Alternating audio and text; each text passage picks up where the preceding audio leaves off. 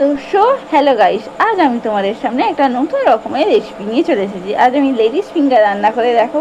আমি নিজেই ladies finger, but ভেজিটেবলসের লেডিস ফিঙ্গার রান্না করে দেখো। দেখো, প্রথমে ঢ্যাঁড়সগুলোকে বেশ কুচি কুচি করে নিয়েছি, তার মধ্যে নুন, হলুদ আর কাশ্মীরি লঙ্কার গুঁড়ো মাখিয়ে নিচ্ছি। আর একটু বেসন দেবে, তাহলে একটু বেশ মুখরোচক হবে আর খেতেও টেস্টি হবে। যারা ঢ্যাঁড়স খাও না তাদের বেশ ভালোই লাগবে।